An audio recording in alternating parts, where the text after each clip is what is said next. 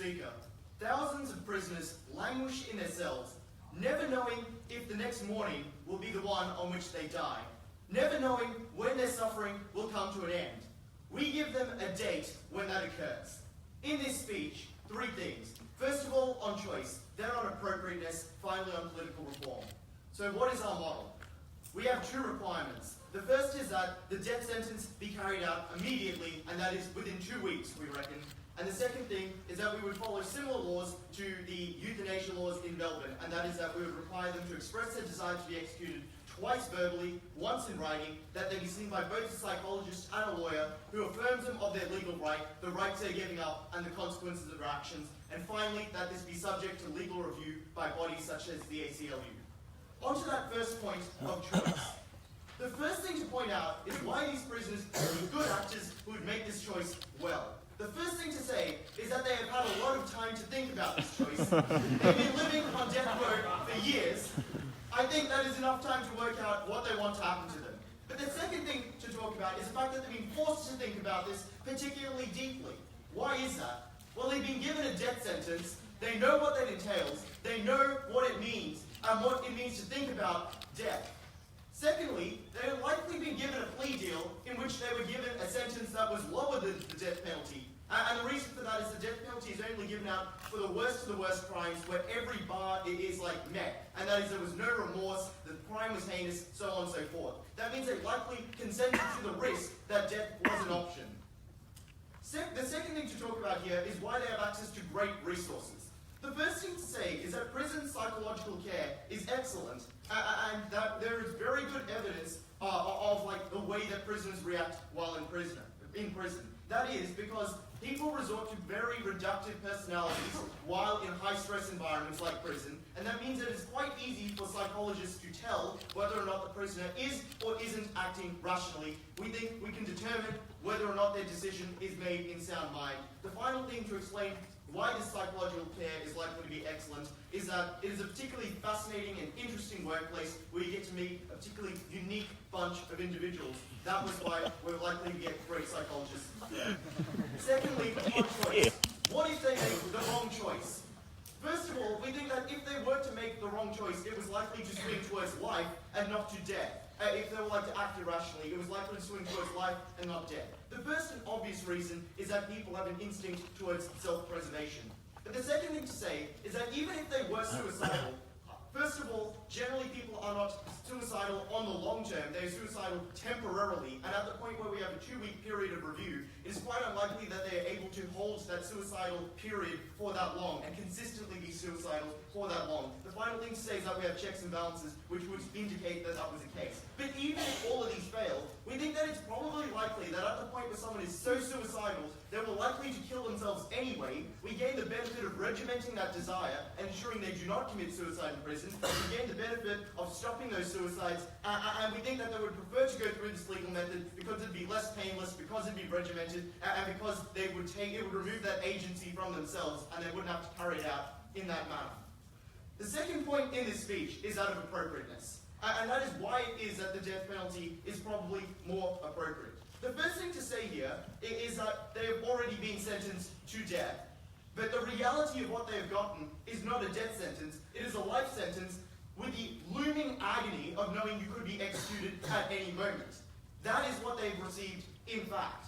We think that for many people waiting on death row, this is a worse sentence than death. That knowing that you will die at some point, but not knowing when, that agony, that inability to plan for the future, because you do not know what could happen to you in a mere day, the fact that it's difficult to get family and friends to visit because you're often kept in isolation, because there is a stigma associated to seeing you, and because of the fact that your family may be scared that you would be dead tomorrow and may not want to maintain that closeness, means that these people live in agony every day of their lives. We think that for those people who this is worse than death, we should allow them to access death. It would be cruel and unusual to give someone a punishment that was worse than death. We would support them not receiving that punishment. We would give them the release of death. But for those who did not believe that that was the case, we were quite happy for them to stay there if they felt death was worse. We gave them that option, but the other side was not able to give us that option. So for that reason, at the end of this point, we think we are punishing people in a less harsh manner and in a more appropriate manner. That was why we supported this particular right. The last thing to talk about in this speech is why we were likely to get political reform in a way that the other side could not. And this was fundamentally related to the differences in political capital that were required to solidify whether a state believed in the death penalty or whether it did not. The first thing to talk about is why it was likely that a state was a symbolic death penalty state in the first place. And we think that there are two reasons that might have been the case. The first one was that there was gridlock in this state, in that there were some people who believed that there should be executions and others who believed that the death penalty should be abolished. What happened was that they formed a compromise that allowed for complacency between them at the expense of these prisoners and at the expense of those who suffered as they watched their loved ones on death row. We thought that what we did was we forced these people to clarify these positions. That meant that some of these states abolished the death penalty and these prisoners got to know what their fate would be, and we stopped those deaths. We think in other cases it might have meant that they continued and decided that they were actually going to execute those prisoners. We think that there were two things that could happen here. First of all, this solidified and cemented activist outrage against the death penalty and was likely to then lead to the abolishment of the death penalty, or that at least these people got the certainty of knowing what was going to happen to it and when it was going to happen to them. On either of these three scenarios, we gained a significant benefit. The last thing to talk about is states where the reason the death penalty existed only symbolically was because of difficulties with the execution of the execution, so to say. And that is that most methods of executing people have been deemed to be cruel and unusual and things we do not allow. For the same reason, we believe we shouldn't allow those individuals to be kept on death row, not knowing what should happen to them.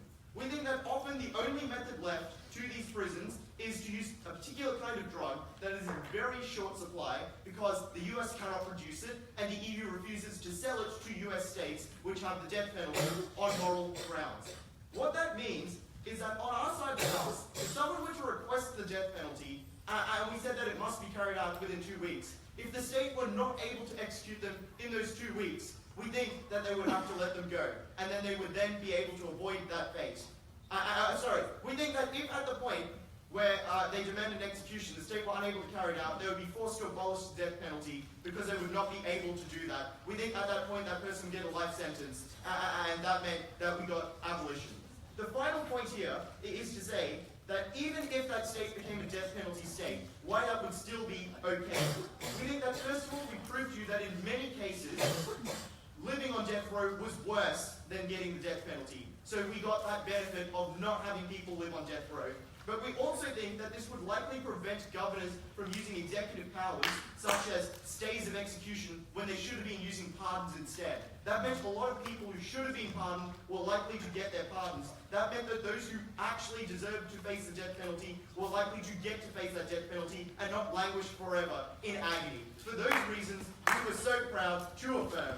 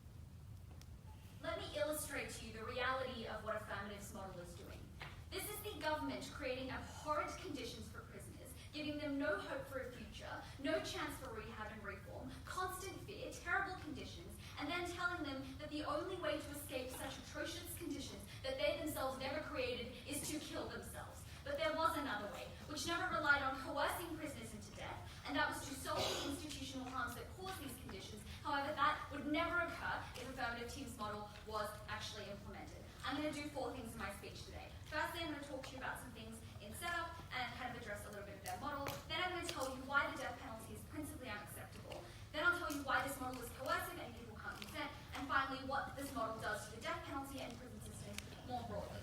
So, let's talk about a couple of things in setup. What do we on the negative side of the house actually support in this debate? First and foremost, we do not support the death penalty. I'm going to explain why, and I'm also going to explain why we can never change states that have the death penalty under their side. What we actually support is improving prison systems by abolishing things like private prisons, improving conditions, for instance, through shorter sentences, better rehabilitation, that kind of thing. But I am going to also show you why those things can never exist, or never exist as quickly or as well under their side. So that is what we stand for in today's debate. Let's talk about why the death penalty is principally unacceptable. Because they wanted to tell us that living on life sentence is worse than getting a death penalty. Having to indefinitely stay in prison is much worse. That was not true for a couple of reasons. Firstly, because we thought when you do have a life sentence, we thought that there were quite valid ways for you to potentially leave that life sentence by appealing, by being rehabilitated and then being allowed to leave the prison. We thought it gave you a sense of hope that there was a potential different future outcome that could happen. Also, we thought that being given a life sentence also gave you the message as a prisoner that it was not something within your person that was inherently bad, which is what the death penalty did, because it basically was stating that you as a person was so inherently bad, there was no way for you to improve, that the only way is to kill you. Instead, a life sentence gave them a valid means to maybe try and seek out ways to improve themselves and to become better. So why is the death penalty principally unacceptable? Firstly, we think it's quite unfair for the government to condemn people for killing and then kill their citizens. We think that the government should have a morally consistent sort of stance on killing. That can never happen as long as we have the death penalty. Secondly, given that we exist in an imperfect legal system, we thought it was quite dangerous to hand out the ultimate sentence to people. We thought the justice system can, and in fact does, get cases and culpability wrong. For instance, we thought young black men were disproportionately punished or sentenced incorrectly. What we thought is that this is quite different to the life sentence, because as I told you, the life sentence is large but reversible, and you as an individual can be rehabilitated and reintegrate. That responds to their material about why the life sentence is somehow worse than the death penalty. Therefore, what we thought is that it's immoral for the death penalty to exist and to continue, because we do have an imperfect legal system and because it's not morally consistent with what we have. But also, a couple of things here. They wanted to tell us that something that's so horrible about this kind of indefinite death penalty, not knowing when you're going to die, is that you suffer from lack of knowledge about when you're going to die, but you know that you will die one day. We just wanted to point out that that's like all of us. We all know we're going to die, but we don't know.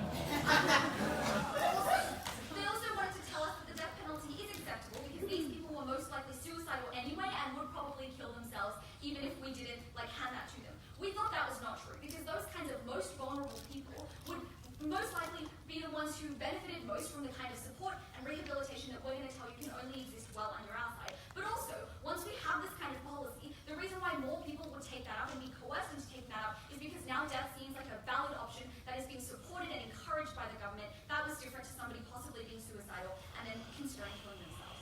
So, second issue, why is this model coercive and why can people never consent? Because they wanted to tell you their main reasons why people could consent is because, firstly, they have had a lot of time to think about it, and secondly, psychologists can assess whether they can consent because they find this interesting. On that first note about having a lot of time to think about it, what we thought that actually was code for is that these people have been entrenched in a prison system that forces them to think that there is absolutely no alternative future at all, and that was why they were not able to clearly actually consider what they were consenting to and what the alternatives could be.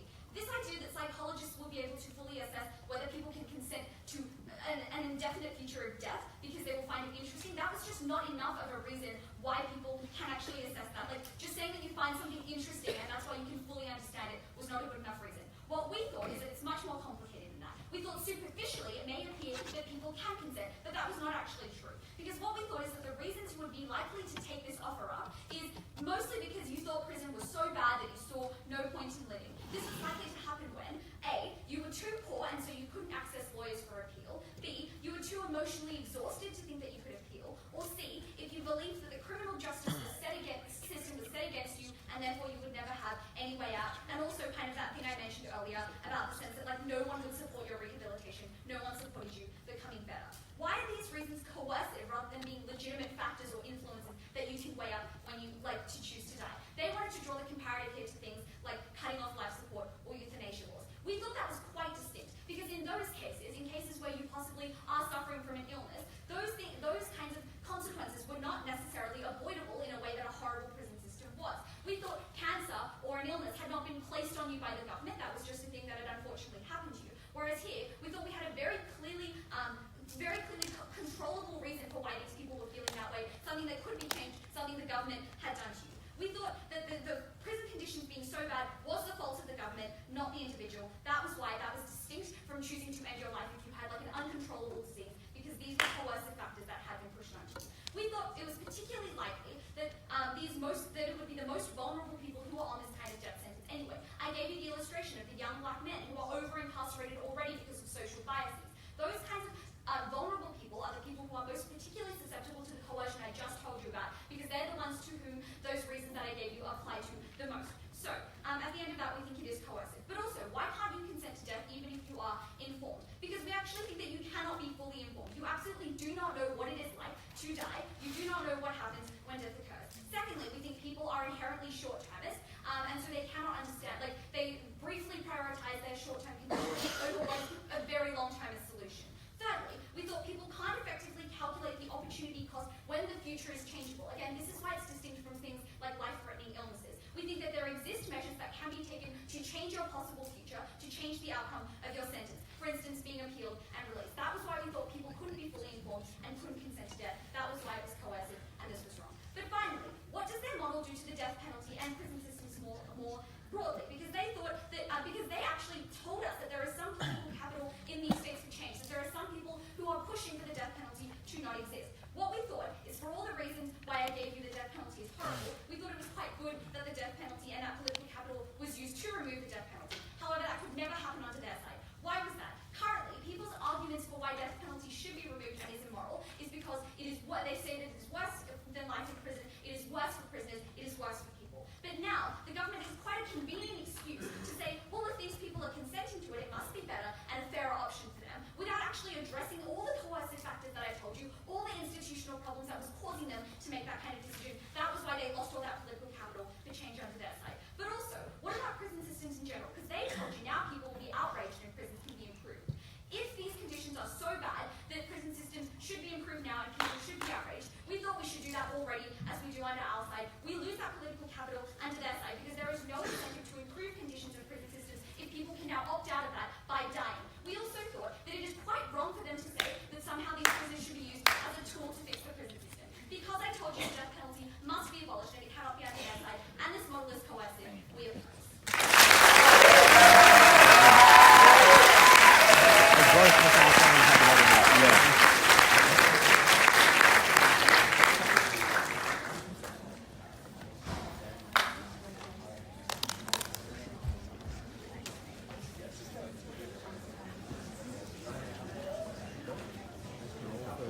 Alright, that must be for those remarks to welcome the second affirmative speaker here.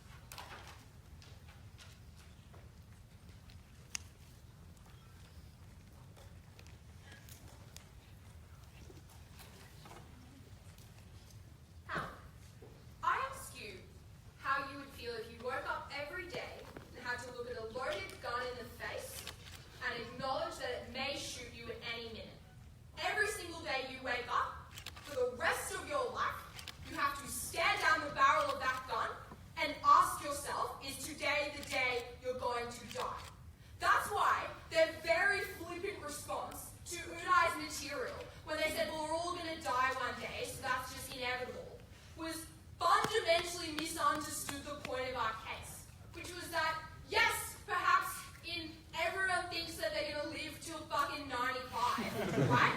Everyone has that sort of positive bias, but when it's been confirmed by courts, when you've seen people go and actually being killed, that reality suddenly becomes a lot more real, and that suffering becomes a lot more indefensible.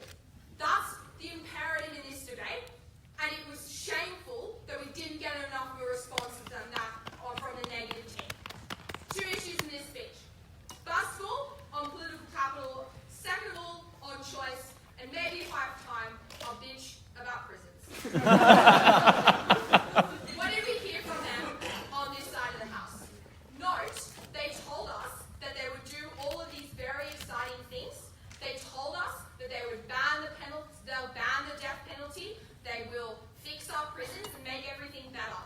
Note, they have to explain how they will have the political capital to do so, because as we explained in Udai's speech, that we explained how we had the political capital to change the death penalty because at the moment the gridlock is so hard to move. They have to explain how they will move that gridlock to get it abolished. Note, that meant that they created a false comparative in this debate when they said that our side had to stand behind shit prison conditions and they could have fucking everything. I'm sorry, you can't just model all of the best things in, otherwise we model out crime in the first place.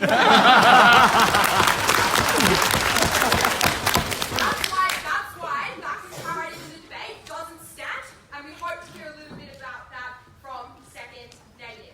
So, just to quickly talk a little bit more about political capital. So first of all, we heard that the reasons they gave why our political capital didn't stand, they gave one reason. They say that the government has an excuse to say it's fine. I have a couple of responses to this.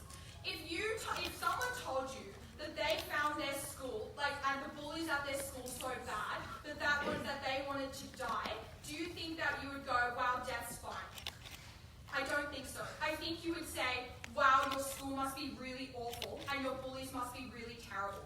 We didn't think that people would just buy the government's argument that prison's actually really lit and these guys are just going to die. We thought that it was actually the opposite, and moral outrage will become much larger than it is at the moment. Because we explained to you in Udai's speech that at the moment, very little people die, right? So it's a happy compromise between the two sides. We told you that the Conservatives get to slap the label of the death penalty on that sentence, but the activists get to walk away happy because no one has to die in that case. We think that gridlock is stuck at the moment. We think we can generate the moral outrage to either change it or at least make those states pick a fucking side and actually kill those prisoners that they said they would. Because at the moment, this weird limbo that we're in is the worst kind of torture you can inflict on someone, and we need to see that change. Pick a fucking side. So, what did we hear about their principle? The whole principle was essentially so they said that there was a different outcome. Note there is only so many forms of appeal that you can take before you are out. It will probably take you about 5 years. You have the rest of your life to sit around and know that there is no outcome, because no, it is not a death penalty until it hits 20 years and then you're good to go because they didn't get you in time. It is actually indefinite. Yes? And so we thought that this hope for a different outcome is quite unlikely. But also, imagine going through the whole appeals process and going there and thinking this might be your shot, and then you lose it over and over and over again. I don't think hope exists in these places. We think these people have been shown how terrible this life sentence can be. We think they fully understand that their principle didn't stand. So, now on to choice. What did we hear from them about choice? First of all, we heard that people are going to die one day, so it doesn't count. I've already responded to that. They told us that people are suicidal. We already suicidal. A couple things to note here, and that we should fix it. A couple things to note here. First of all, note that our model is that it goes for 2 weeks. Most people who commit suicide go in and out of phases because they don't actually want to die. That's the reason when you talk to survivors, like the guy, like that people who have survived suicide, they say that as soon as they tried, they immediately felt regret. Note that they put the anesthetic in you first before injecting you with the poison. We give the prisons, and we will, if they say no, I don't want to die when they're sitting in that chair, we will take them out of that position. So we think we avoid their harm of suicide. But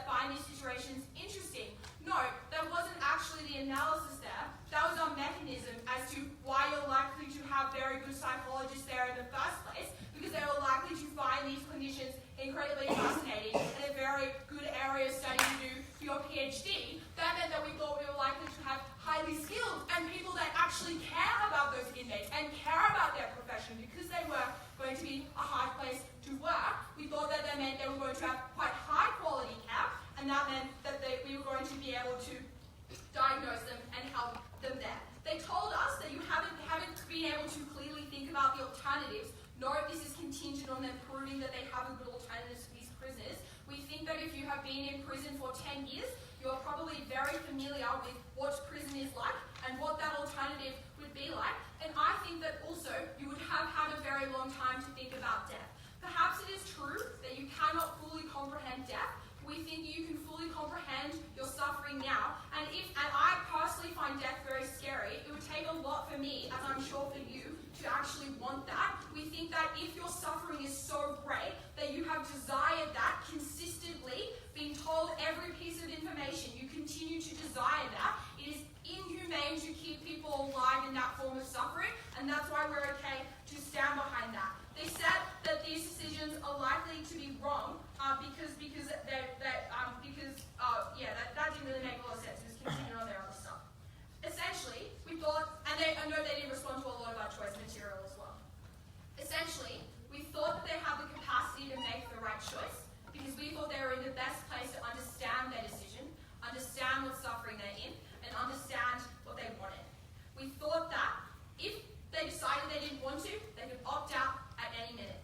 We thought that if they were slightly afraid, they would opt into living. We thought that we got no response to that either.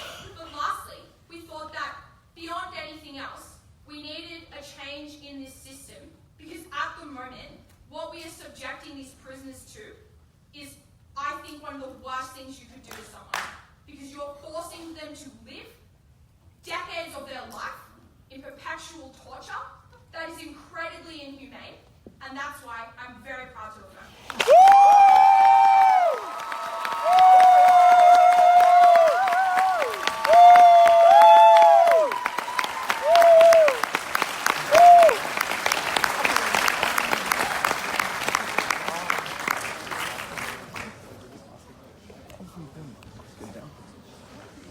Right, that's it for those remarks. So what can you second?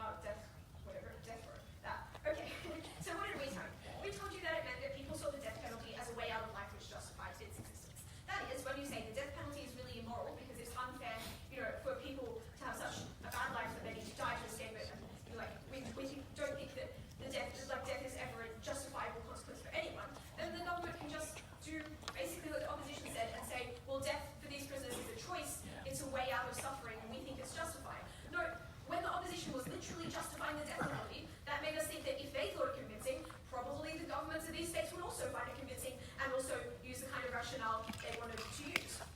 At second, what did they tell us? They had the stuff about political capital that I've mostly dealt with, but let's revisit this. Firstly, we think, as I've addressed, that they get rid of a lot of that political capital by undermining all the kind of moral reasons why we care about getting rid of the death penalty. That is to say, the idea that dying is a really bad thing and people shouldn't be able to choose to do it. People just should never be condemned to it. But I know here also, like, I just don't think it's that hard to hand out sentences instead of like death penalty, which you never intend to fulfill anyway. So like it's not like winning that much political capital anyway. And also they acknowledge themselves that there is a lack of support for the death penalty, which meant that we thought we could probably capitalize on that if they wanted to talk about political capital. The next and probably better thing that they wanted to say is that, well, if it's so bad that people want to die, people will be outraged about how awful prisons are. So here they're actually actively undermining their case, because if people are so outraged that people can choose to die because of these atrocious, coercive conditions in prisons, we thought that was incredibly unfair. We thought there was probably a reason that people were outraged about that, and that was because the opposition was being immoral. And then they wanted to say, and then they basically wanted to say, but okay, you know, people at least get an escape from their terrible conditions. Again, if the affirmative thinks this rationale is convincing, so will the governments of these states. They will use this as a way to justify the death penalty. At the end of this policy, we gave you far more convincing reasons about how using policies to like actually directly address the problem you're trying to do rather than just like mechanizing poor oppressed prisoners was probably a better way to change the death penalty.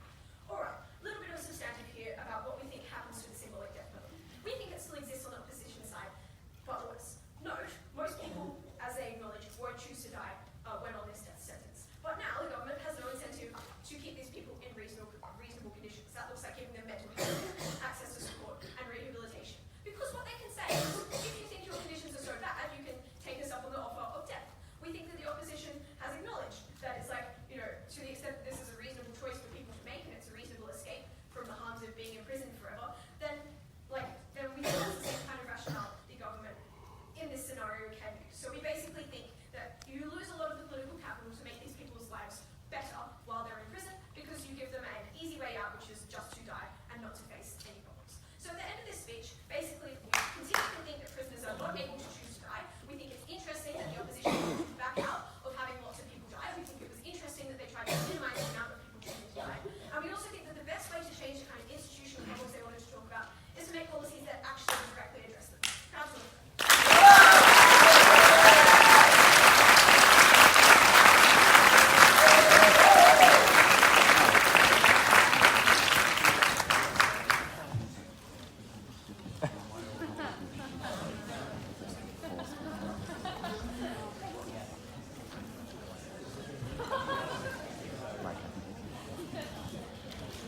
I thank that speaker for those remarks and welcome the third affirmative speaker here.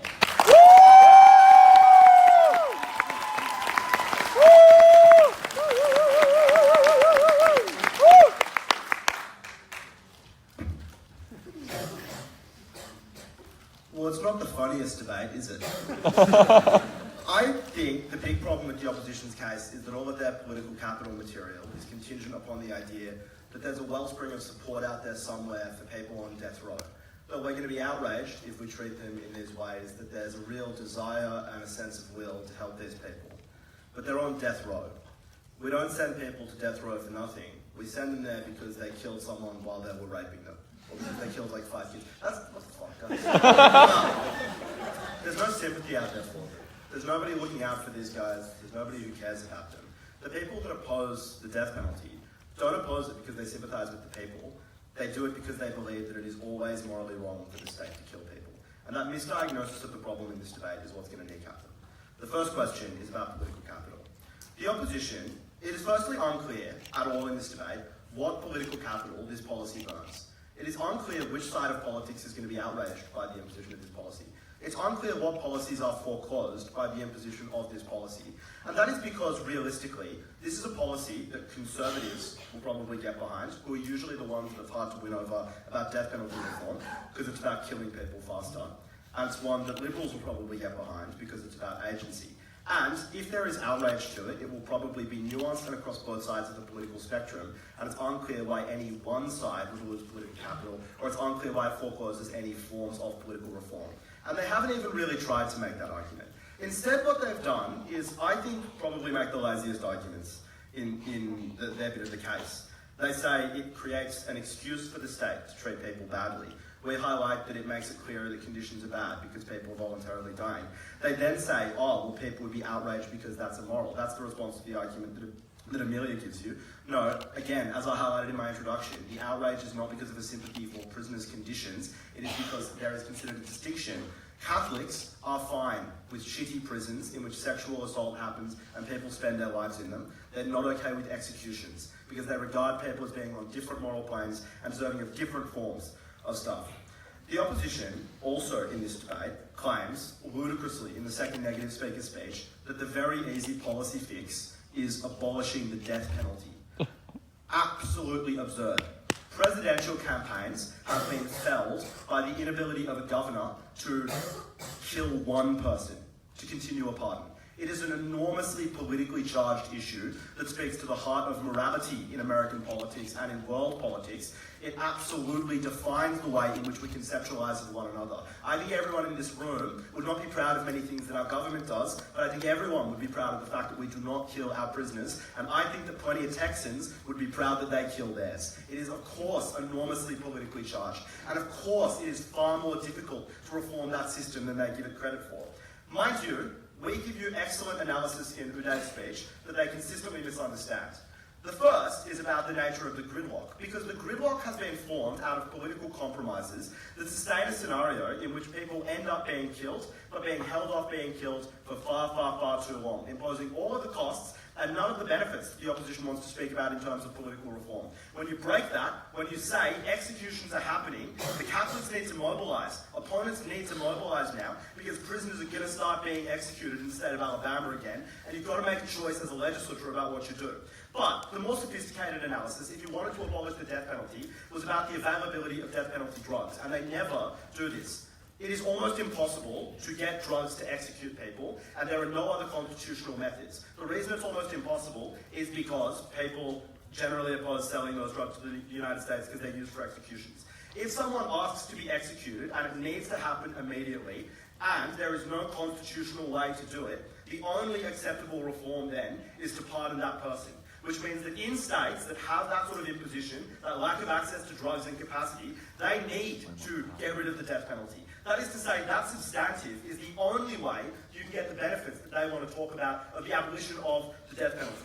At the end of this issue, it's the most important thing for our case, although I'll critically note that we can win the debate in other ways, because all of their benefits were contingent upon the idea that it didn't need to be so bad, and that we were coercing these people, but we could fix it. But they needed to live in the real world, in which these people suffered horribly in every way. They shook every night when they went to sleep because of the nightmares that had come, and they were always afraid to wake up because they didn't want to see what the day would bring. And they could not reform that one bit, and it was not changed by our imposition of this policy. Secondly, can they make this choice fairly?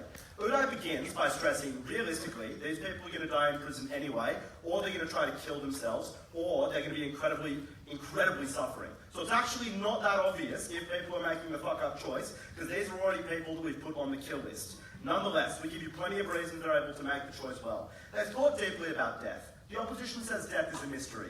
That's true to an extent, but I think people on death row who critically already made the choice to turn down a plea deal that would have saved them from their execution are closer to that knowledge than anyone else. They say, well, if people are opting out, where's our benefit? Our benefit is in giving anyone agency, giving people sense over control of their own lives, and giving everyone who wants it, everyone for whom it is a genuine benefit, that benefit. We think that is obviously morally there. They say these people are definitely suicidal, so they're definitely irrational. That's not true. Euthanasia people are suicidal, but it's not irrational. It's just that life stops being worth living for some people. What our tests were not to test if you were suicidal, definitionally they are. The test is, are they rationally suicidal? And if you say yes 3 times when you're checked by a very good psychologist, yes, maybe not the most expensive psychologist in the world, but someone who was altruistic, someone who was left-wing probably, and someone who definitely was interested in making sure this policy, that's just like a really shameless appeal for people out there. I think really at the end of that, it's safe to say these people make this choice well, or at least well enough. So the final question is, given they've made the choice, are they making the choice fairly, are they making the choice that is acceptable? They say killing is wrong, but we're already killing them every day. This is a state that's already legalised the death penalty and kills some people. This is a state that drives people to suicide, and it's a state that tortures. So killing being wrong wasn't enough to get them over in this debate. If that was the thing that they believed, this motion would literally be undebatable, and all of these places would be insafely immoral, which maybe they are, but it's an immoral circumstance, and what we should do is be guided by our empathy for these people, considerate of their agency and their desire to live. What then do they say? If you kill yourself, you foreclose the uncovering of a mistake, an appeal, or something like that. Well, Udai articulates that if those things are in operation, if there is hope, you're likely to have a cognitive bias in favour of surviving because you're hopeful, and it's very difficult for people to make the choice to die. But secondly, the odds are very long. If you've been convicted and your appeal has been denied for the first time, statistically, you're not surviving that scenario. You're going to die in prison. The number of cases that they can point to there are in the tens out of the thousands of people who died on death row. Finally, they say that we encourage suicide amongst prisoners. This is contingent on the ludicrous premise that people on death row are receptive to the social signals that the state sends them, even though they committed crimes they were to be executed for, and that the state was not already telling them their lives were worthless when they put them on death row.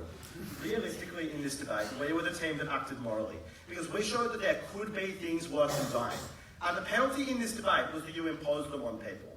If someone genuinely believed that the life that they were living was worse than dying, if they genuinely looked in themselves and thought that they wanted to die, keeping them alive every day was an act of cruelty that we should not countenance. It's a harsh trade-off, but it's a compassionate one. And that's why I stand on the affirmative.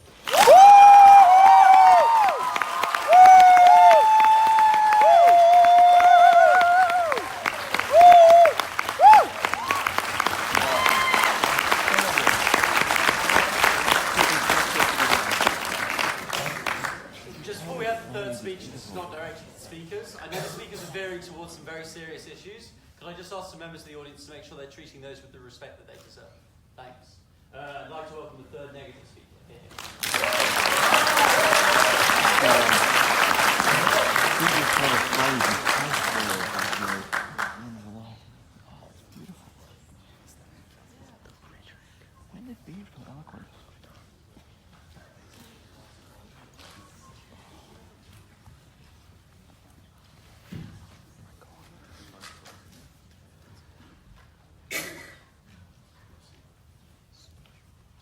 Let's be very clear at the end of this debate. Our burden was not to completely fix the prison system, but it was to show that it was far less possible to do so under the opposition's side. Because Third Affirmative told us that no one was sympathetic for prisoners. And what that means for them is that they will never get any change, because people will never choose to care about the prisoners that were dying under their side. Because if no one was sympathetic, their benefits of people being outraged that prisoners would shoot or die because of conditions would never actually happen. It was wrong to feed the narrative that prisoners have agency and should be able to die, when what we should have been doing is saying that the government has the agency to fix a prison system that was making prisoners want to die in the first place. That was what was important in this debate. Two questions. Firstly, could this be justified on a principle level? Secondly, why was it bad for the prison system and for the people within it? So on to this first question. I'm firstly going to ask why the death penalty was principally unacceptable in the first place. Because all the opposition really says here is that death is good and it could be considered better than a lifetime spent in prison. Note that it was not enough for them to respond to our analysis to say why the death penalty is the better alternative when the death penalty exists. Because we told you at first that it shouldn't exist. And because we also told you that a world in which the death penalty doesn't exist, death would never be something that would be acceptable and never be something that was good. That was not a sufficient response to all the material we gave you about why the death penalty wasn't principally acceptable. But then on to the second thing I'm going to ask under this issue. Why is this coercive and why people can't consent? The opposition told us that they could consent for a couple of reasons. Firstly, that these people commit heinous crimes and consented to the possible risk of doing so. That was told up to us again at third. Two responses. Firstly, a prisoner never thinks themselves that they will die or that they will be arrested or that they will be caught. That's because there was an individual bias that existed that meant that a lot of people wouldn't have partaken in these actions if they thought this would be the result. Secondly, but even if they did expect that, why couldn't they consent to death in the first place? That was because one, people were inherently short-termist and only thought about the benefits of that crime. Secondly, they couldn't kind of effectively calculate the opportunity cost, which was something the opposition never responded to. But thirdly, that the future was changeable, and that in some instances their death penalty could be overturned, they could be proclaimed innocent. That was the situation and scenario that the opposition could never prove to us could be justified under their side of the house. But then they told us that they had a really long time to think about it.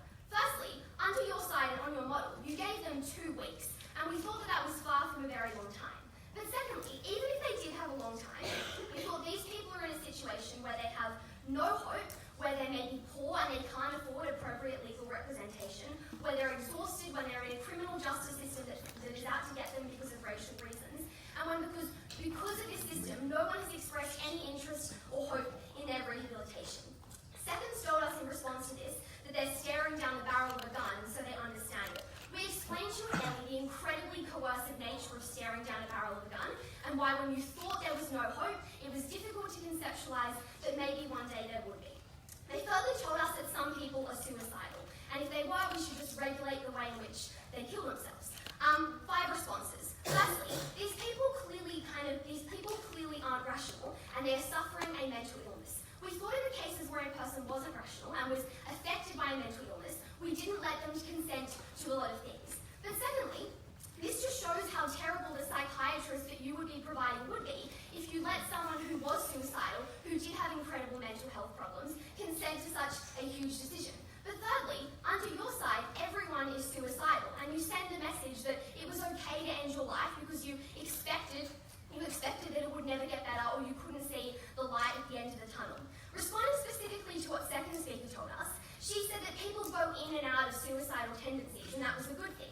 That ruined so much of their consent argument, because if people had 2 weeks to make this decision, and maybe after the 6th week they would have gone out of their suicidal tendency, that life had been lost when the real incentive was actually to live. And then lastly, responding also to seconds, the opposition told us that if they were slightly afraid, they could just opt out. That ignored all the material we gave you about external coercion. So now I'm going to ask that, so people couldn't consent, but how was the opposition actually going to evaluate their consent? They told us that they'd provide us with really good psychiatrists. Firstly, the prison and criminal justice system, in the US specifically, did not value quality over economics in a lot of situations. That was the reason why prisons were privatised, and we saw time and time again the price was looked over than economics. But secondly, you had very little political capital. The opposition told you people weren't sympathetic to prisoners to give them to good mental health care services. Then the opposition told us at third that this was just like euthanasia. Why do we think it was different? 1, there was no coercive pressure for you to end your life. Secondly, the pain was not inflicted by an external force like the government, and they didn't have a responsibility to fix it. But lastly, we thought that the condition was not irrevocable, whereby sometimes you could get an appeal and sometimes you could get out. That's why we allowed euthanasia, but not suicide within society, because there was a meaningful difference, and I've just pointed that out to you. At the end of this issue, we proved to you that these prisoners couldn't consent. And even if the opposition could prove to you practical benefits, because we told you that prisoners couldn't consent to them, we've already won the debate at this stage. But on to the second question about why it's bad for the prison system and the people within it. I'm firstly going to talk about prisoners. The opposition told us that the benefit is that they die immediately, so there is no stress involved in their sentence. 1, already explained to you why they can't consent, so that wasn't relevant. But secondly, even if it was, we thought it was a lot more stressful to be on the brink of death and to have that death in your own hands and have to constantly be evaluating it. Because the opposition told us these people would have lawyers to explain to them what their rights are. It was very stressful to have lawyers and psychiatrists explaining to you what your right to life was, and then have to make that decision and know that you could regret it in the future. But how can we best change the system as a whole, considering that both sides recognised that this was probably the worst issue within the debate? I'm firstly going to ask, did we have the political capital to end the death penalty? The opposition told us we never explained why. We can use their material, because when a state is gridlocked, that means half the state and a huge majority of the state is in support of banning the death penalty. That was huge capital that the opposition failed to recognise. They asked us who would support it. These were progressive people. Reasons why in the past, controversial issues like euthanasia were now allowed in so many places. But how does the opposition change that political capital? Because they send the message that people actually want this, that it is just to let criminals die, and that is the just thing to do. That results in no capital, and that was one of the biggest harms that they produced. And the opposition also said that